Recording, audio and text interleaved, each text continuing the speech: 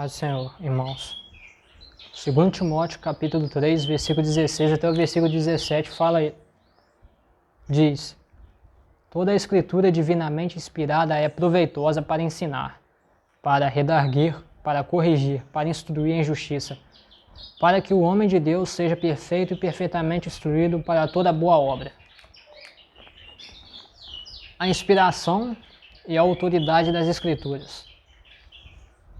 O termo Escritura, conforme se encontra em 2 Timóteo, capítulo 3, versículo 16, refere-se principalmente aos escritos do Antigo Testamento.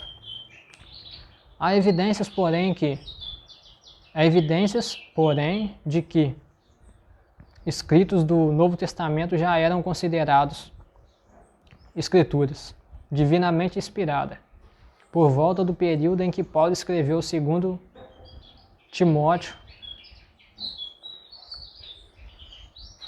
1 Timóteo capítulo 5, versículo 18. Cita Lucas, capítulo 10, versículo 7. E 2 Pedro, capítulo 3, versículo 15. Para nós hoje, a Escritura refere-se aos escritos divinamente inspirados, tanto do Antigo Testamento quanto do Novo. A abreviação, os escritos, a mensagem original de Deus para a humanidade e o único testemunho infalível da graça salvífica de Deus para todas as pessoas.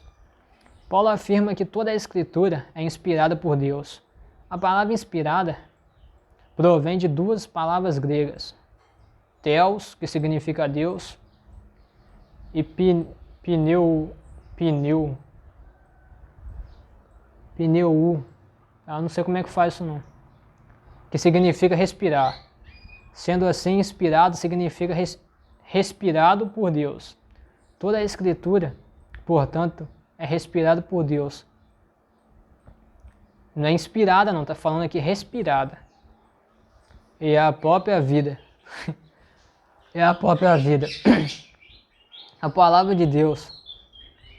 E a palavra de Deus. A Bíblia, nas palavras dos seus manuscritos originais, não contém erro, sendo absolutamente verdadeira. Videdigna dos seus manuscritos originais. Não contém erro, sendo absolutamente verdadeiros e infalível. Esta verdade permanece inabalável, não somente quando a Bíblia trata da salvação, dos valores éticos e da moral, como também está isenta de erro em tudo aquilo que ela trata, inclusive a história e o cosmos. 2 Pedro, capítulo 1, versículo 20 até o versículo 21.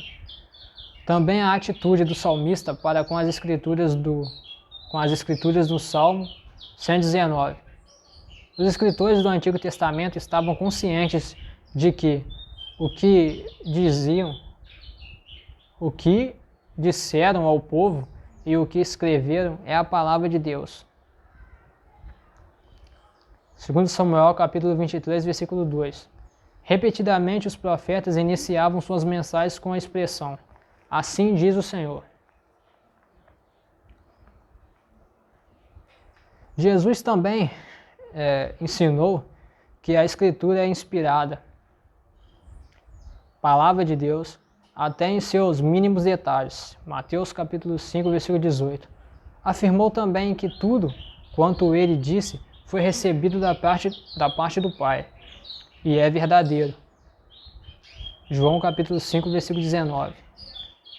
Ele falou da revelação divina, ainda futura, verdade revelada do restante do Novo Testamento, da parte do Espírito Santo através dos apóstolos.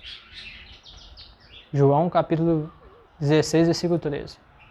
Negar a inspirada plenária das Escrituras, portanto, é desprezar o testemunho fundamental de Jesus Cristo, do Espírito Santo e dos apóstolos.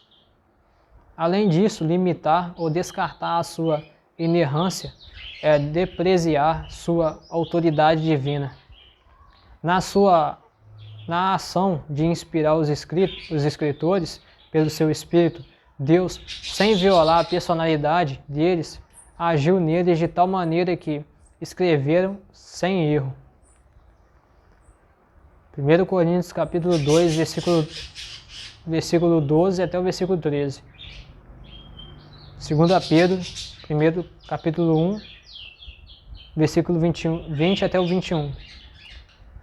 A inspirada palavra de Deus é a expressão da sabedoria e do caráter de Deus e pode, portanto, transmitir sabedoria e vida espiritual através da fé em Cristo. Mateus capítulo 4, versículo 4. 1 Pedro capítulo 2, versículo 2. As Sagradas Escrituras são o testemunho infalível e verdadeiro de Deus na sua atividade salvífica a favor da humanidade em Cristo Jesus. Por isso as Escrituras são incomparáveis, eternamente completas e incomparavelmente obrigatórias. Nenhuma palavra de homens ou declaração de instituições religiosas igualam-se à autoridade delas. Ou seja, nenhuma palavra de nenhum ser humano e nenhuma declaração de nenhuma instituição religiosa ou teológica iguala a palavra de Deus e a autoridade de Deus. Qualquer doutrina, comentário, interpretação, explicação e tradição deve ser julgado e validado pelas palavras e mensagem das Sagradas Escrituras.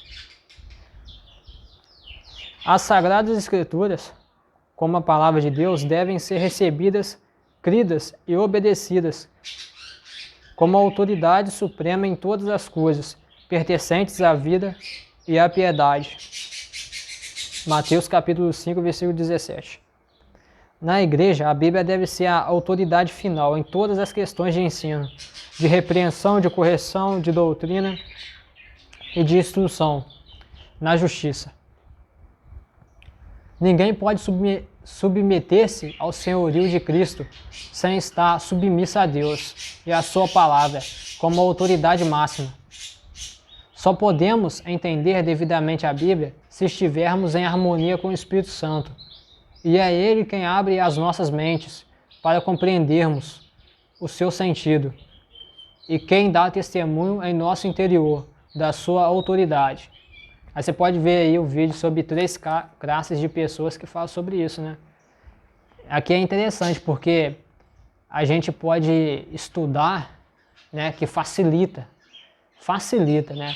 Mas entender, aqui está falando a palavra de Deus, é só o Espírito Santo, né, para poder abrir a nossa mente. Então, quem capacita é Deus, né?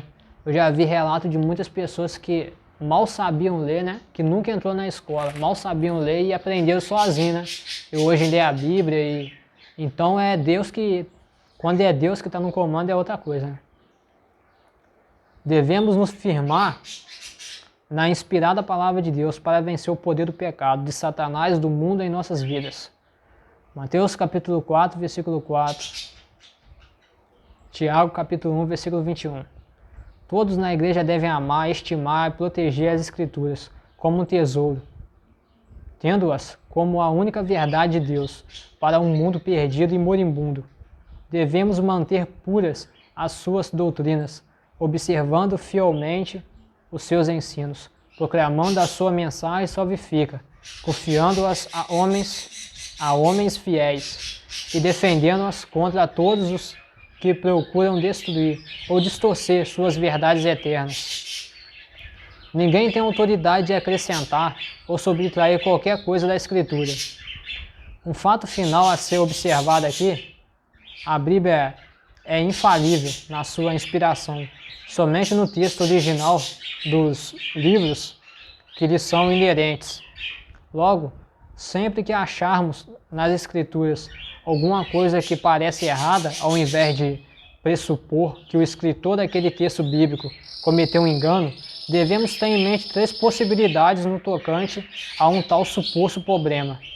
As cópias existentes do manuscrito original bíblico podem conter inexatidão, problema. As tradições atualmente existentes do texto bíblico, grego ou hebraico, podem conter falhas ou a nossa própria compreensão do texto bíblico pode ser incompleta ou incorreta. Ou seja, existem algumas traduções, aqui não está falando que a Bíblia é errada, a Bíblia não é errada, ela é certa, mas existem várias edições de outras Bíblias, né? Muitas Bíblias por aí, né? Que eu não vou nem falar, né? Que as pessoas, elas praticamente, elas criam até uma outra Bíblia, né? Diferente, porque elas traduzem tanto, elas diminuem, vai diminuindo, vai traduzindo, né? Até formar uma outra, né? Outra coisa, né? E a Bíblia aqui fala que não pode acrescentar nada, né? Nem acrescentar, nem diminuir na palavra de Deus.